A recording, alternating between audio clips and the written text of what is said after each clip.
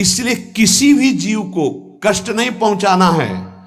गर्दन झुका करके रास्ते में चलना सीखो कि नीचे कोई जीव तो नहीं दब रहा हमारे पैर से।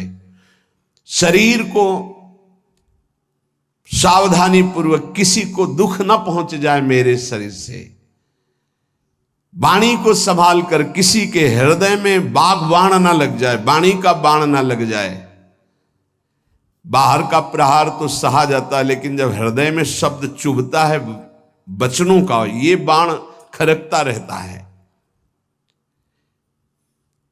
किसी भी जीव को कभी मारना नहीं, वो तुम्हें नुकसान नहीं पहुंचाएगा।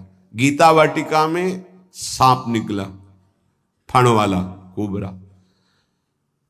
राधा बाबा ने कहा देखो अभी केवल हमने देखा है, अगर और लोग देखेंगे तो आपको पीड़ा पहुंचा सकते हैं, इसलिए एक लकड़ी उठाई और कहा मैं रास्ता बना रहा हूं, आप इधर से चले जाओ।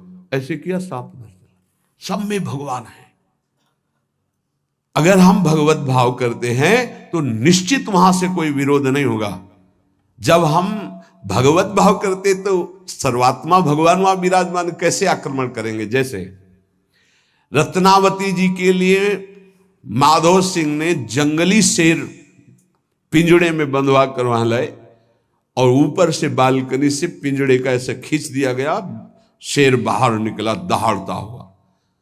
और वो पूजा में थी ठाकुर जी के, संतशाला में बहुत से संत विराजमान थे। दासी ने कहा महारानी सावधान, सिंह। आरती करने जा रही थी मुड़ी और कहा नहीं, सिंह नहीं, नृसिंह। हमारे भगवान नृसिंह देव पधारे। और थाल लेकर मुड़ी तो जैसे सीधी गाय ऐसे खड़े हो गए। तिलक लगाया, आरती की, प्रणाम किया। सिंह घूमा और छलांग मारी ऊपर, जो बालकनी में राजा के पार्षद उसको बंदी बना करके लाए, सांप को फाड़ और जंगल में। किसी संत को, रत्नावती जी को या किसी को वहां कोई क्षति नहीं, लेकिन जो उनकी क्षति के लिए लाए थे उनके लिए वो सिंह, इनके लिए वो भगवान नरसिंह।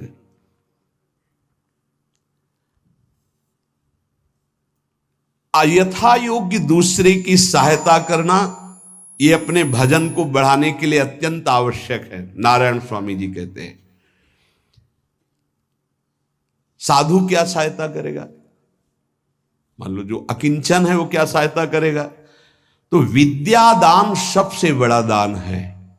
तुमने जो शास्त्रों में स्वाध्याय किया है, जो अनुभव किया है, वो दूसरों को दो। जो अधिकारी है, जो दैन्य है, जो सुनना चाहता है, उसे जरूर सुनाना चाहिए। जो विद्या का दान करता है,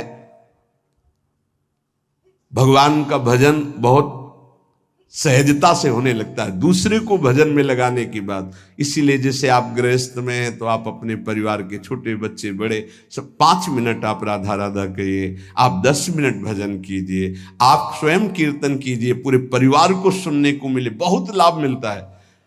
सब अगर नगर कीर्तन करें तो लाखों लोगों के पाप नष्ट हो जाए, आपको बहुत जल्दी भगवत प्राप्ति हो जाए।